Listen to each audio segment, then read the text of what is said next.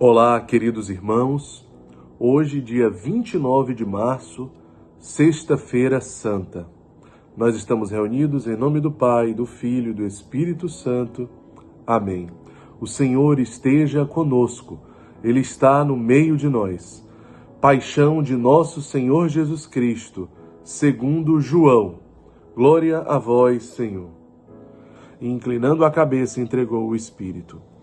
Era o dia da preparação para a Páscoa. Os judeus queriam evitar que os corpos ficassem na cruz durante o sábado, porque aquele sábado era dia de festa solene. Então pediram a Pilatos que mandassem quebrar as pernas aos crucificados e os tirasse da cruz. Os soldados foram e quebraram as pernas de um e depois do outro, que foram crucificados com Jesus. Ao se aproximaram de Jesus, vendo que já estava morto, não lhe quebraram as pernas. Mas um soldado abriu-lhe o lado com uma lança e logo saiu sangue e água. Aquele que viu dá testemunho, e seu testemunho é verdadeiro. E ele sabe que fala a verdade, para que vós também a acrediteis. Isso aconteceu para que se cumprisse a escritura que diz: não quebrarão nenhum dos seus ossos. E outra escritura ainda diz: olharão para aquele que transpassaram. Depois disso, José de Arimateia, que era discípulo de Jesus, mas às escondidas por medo dos judeus, pediu a Pilatos para tirar o corpo de Jesus. Pilato consentiu. Então José veio tirar o corpo de Jesus. Chegou também Nicodemos, o mesmo que antes tinha ido à noite encontrar-se com Jesus. Levou uns 30 quilos de perfume feito de mirra e aloés. Então tomaram o corpo de Jesus e envolveram-no com os aromas em faixa de linho, como os judeus costumavam sepultar. No lugar onde Jesus foi crucificado havia um jardim, e no jardim um túmulo novo, onde ainda ninguém tinha sido sepultado, por causa da preparação da Páscoa. E como o túmulo estava perto, foi ali que colocaram Jesus. Palavra da salvação, glória a vós, Senhor. Então, meus irmãos, hoje, Sexta-feira Santa, a paixão de Jesus Cristo, para nos auxiliar na reflexão do Evangelho de hoje, da liturgia de hoje, nós vamos nos remeter à essência de uma homilia do Santo Padre, o Papa Francisco, na ocasião da Jornada Mundial da Juventude de 2016, na Polônia. No dia que o Santo Padre, o Papa Francisco, ele resolve meditar a via sacra junto aos jovens e todos os presentes naquela Jornada Mundial da Juventude. Naquela sexta-feira, durante o dia, Papa Francisco havia visitado o campo de concentração de Auschwitz, na Polônia, aonde o Papa Francisco, tantos anos depois, volta àquele local e depois de muita oração, deixando Auschwitz, algumas horas depois, ele faz uma reflexão muito profunda sobre a via sacra. Exatamente esse texto do Evangelho que nós acabamos de ler. O Papa Francisco levanta vários questionamentos. Ele pergunta: aonde está Deus? Aonde está Deus? Diante de tanto sofrimento na humanidade. Aonde está Deus diante das guerras?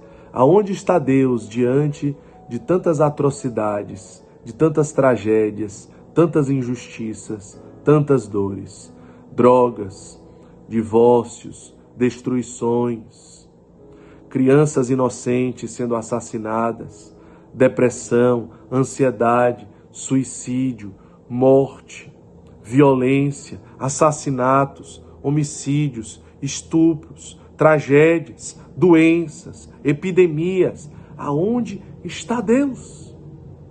Quantas pessoas fazem esse questionamento? A grande maioria delas no seu inconsciente. Mas elas se questionam: será que existe realmente Deus? E se existe, será que Ele é amor?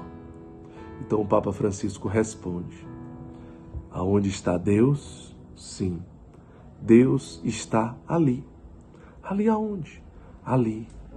Naquelas pessoas injustiçadas, naquelas pessoas acometidas por aquelas tragédias, injustiças, sofrimentos, naquelas crianças inocentes, naqueles idosos abandonados, naquelas pessoas em situação de rua, naquelas pessoas injustiçadas, naquelas pessoas mais sofredoras, mais fracas, mais desprezadas, mais escarnecidas, mais humilhadas. Sim, Deus está ali.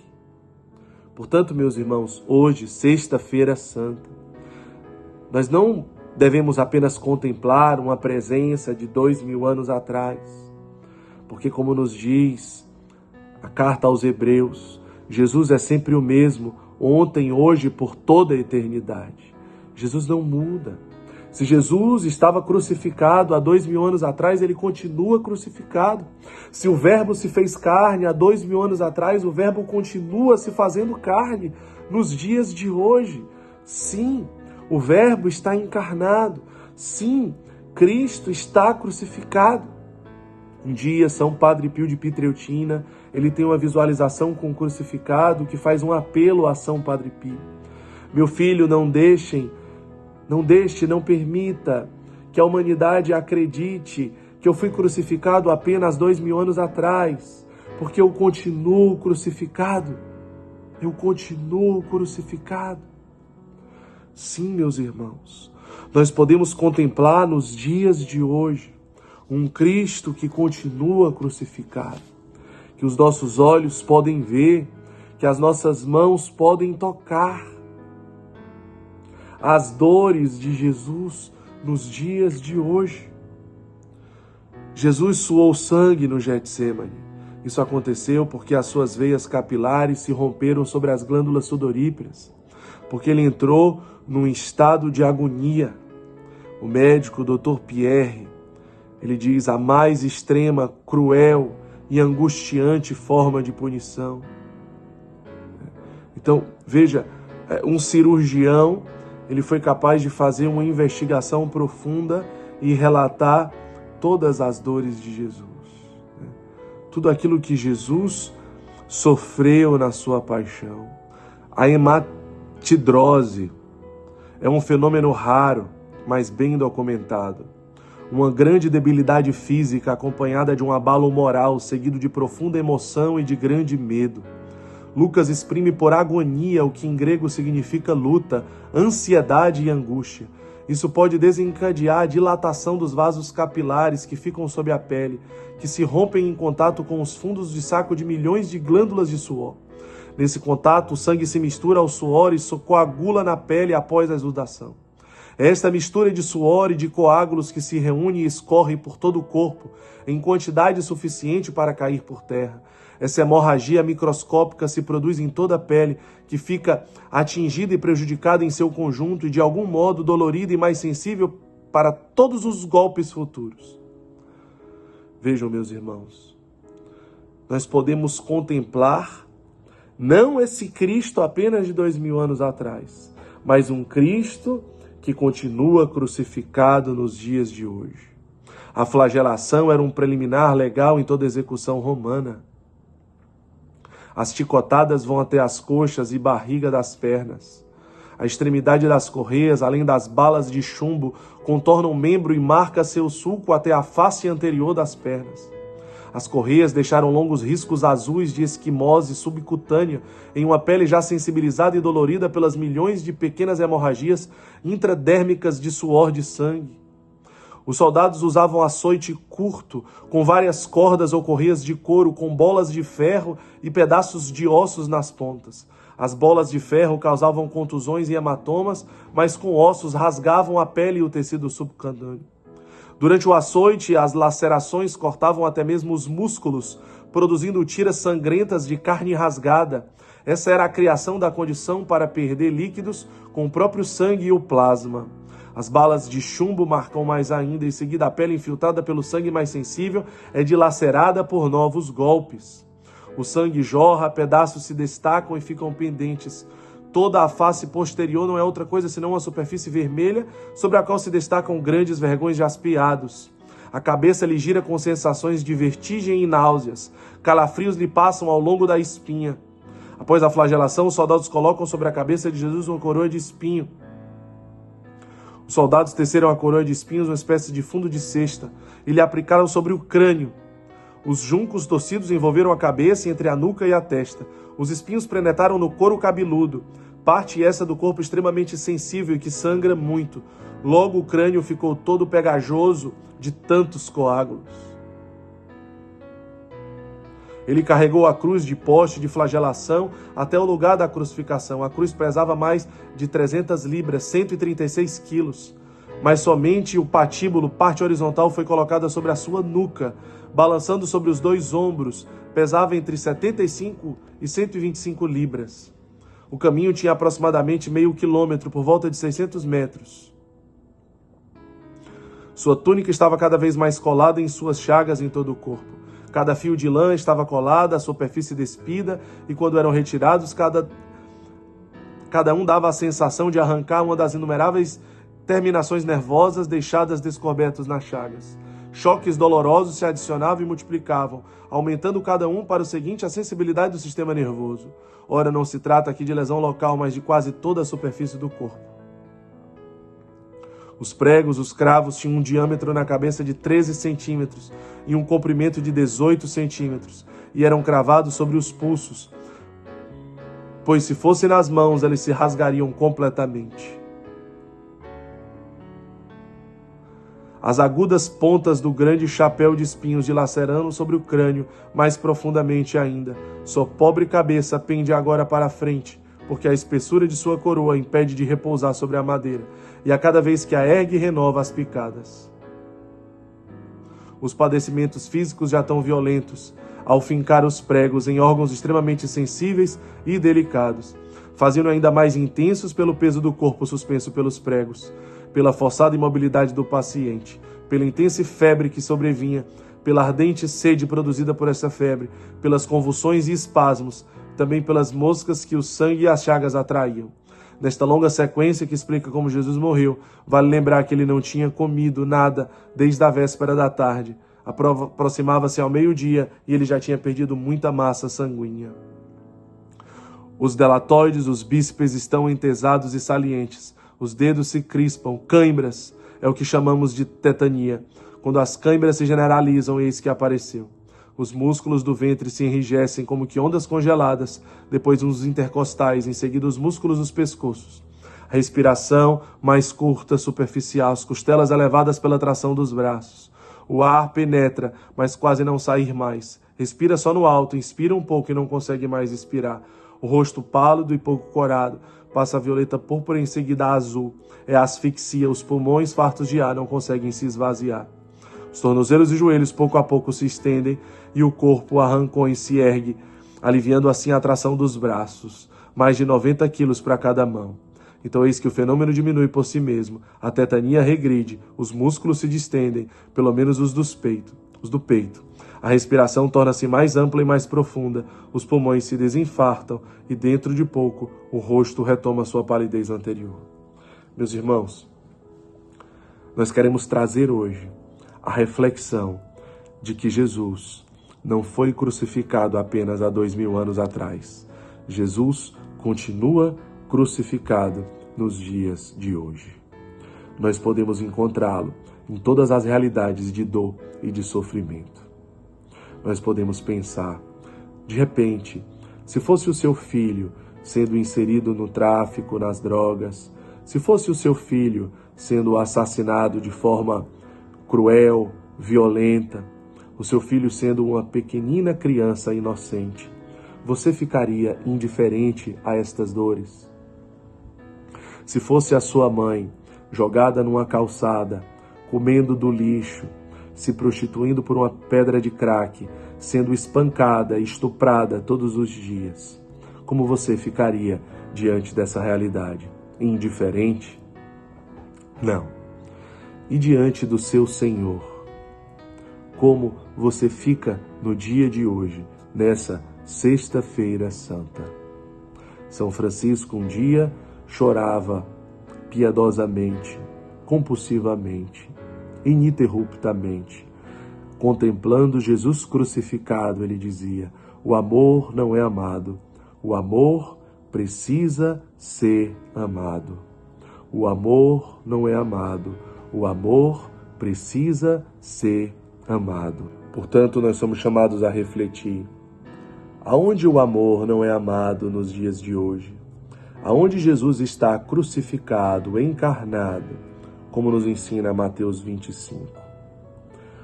Quantas pessoas têm pedido para a Obra Lumen uma chance de acolhimento e nós temos dito: não temos vagas. quantos Jesus crucificado tem nos pedido a oportunidade de ter as suas dores reparadas e consoladas. E a nossa resposta é: não temos vagas. Porque a nossa casa de acolhida inicial está completamente lotada. Porque todos os nossos sítios estão completamente lotados. Temos 20 convites para a abertura de novas casas, mas não conseguimos corresponder. Temos centenas e centenas de pedidos, mas não temos vagas. Quantas crianças inocentes esperam um centro social Lumen, mas nós não temos vagas. Hoje, meus irmãos, nessa Sexta-feira Santa, você, membro desta comunidade, é convidado a refletir sobre isso. O amor não é amado, o amor precisa ser amado. Sim, nós estamos há 2 dias para o encerramento do nosso Lumen Ser Feliz. Domingo de Páscoa, depois de amanhã, será o último dia do mês de março. O que nós podemos, concretamente, nos despojarmos, nos consumirmos pelo amor que não é amado. No final daquela homilia do Papa Francisco na Jornada Mundial da Juventude, ele nos fazia o seguinte questionamento, onde ele dizia: naquela Sexta-feira Santa, há 2000 anos atrás, as pessoas voltaram para casa tristes. Os discípulos voltaram para casa tristes, porque o seu Senhor havia sido crucificado, havia sido assassinado. Como você deseja voltar para casa hoje? Queridos jovens, ele disse naquela ocasião, naquela sexta-feira, muitos discípulos voltaram tristes para suas casas. Outros preferiram ir para a casa da aldeia, a fim de esquecer a cruz. Pergunto-vos, como quereis tornar as vossas casas, aos vossos locais de alojamento? Nessa noite, como quereis voltar a encontrar-vos com vós mesmos? O mundo concluiu, vos olha, cabe a cada um de vós dar resposta ao desafio desta pergunta. O caminho da cruz não é um hábito masoquista. O caminho da cruz é o único que vence o pecado, o mal e a morte.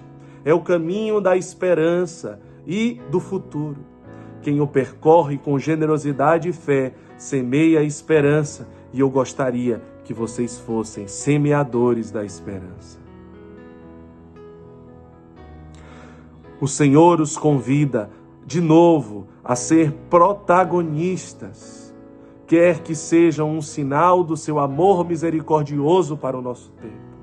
Portanto, meus irmãos, nós somos chamados a ser reparadores das dores de Jesus crucificado, consoladores das dores de Jesus crucificado, a abraçar essa cruz com alegria, com amor, e não fazer, como o Papa nos disse nessa homilia, de querer fugir da cruz. Eu prefiro não enxergar a cruz, porque a cruz me incomoda, a cruz me inquieta, a cruz me tira do meu comodismo, me tira do meu bem-estar, mas é isso que é preciso acontecer nessa Sexta-feira Santa.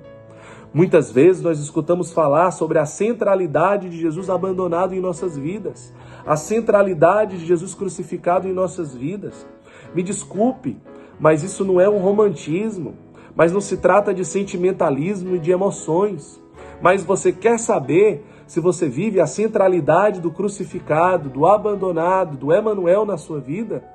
Basta você então analisar os frutos, atos concretos de amor, como que você tem amado a humanidade, como que Jesus crucificado tem fecundado a sua vida, para que você possa olhar para o mundo com um novo olhar, para que você possa olhar para a humanidade com um novo olhar, não mais egoísta, não mais indiferente, não mais vaidoso, não mais soberbo, não mais voltado para o ter, o poder e o prazer, mas um novo olhar. Essa Sexta-feira Santa, ela só vai ter um significado para você se ela fizer com que você olhe com um novo olhar para o mundo, através de atos concretos de amor.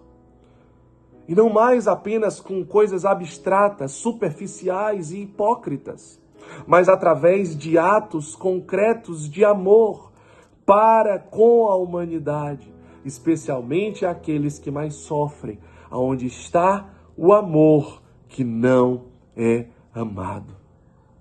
Meus irmãos, permitamos que o crucificado, ele nos impulsione no dia de hoje. Ele nos faça amar como nunca nós permitimos que Deus amasse através de nós. Nos deixemos ser tomados por esse Espírito. O domingo da ressurreição, daqui a 2 dias, ele vai ser vivido na profundidade daquilo que você viver esta Sexta-feira Santa. Que Deus nos abençoe, em nome do Pai, do Filho e do Espírito Santo. Amém.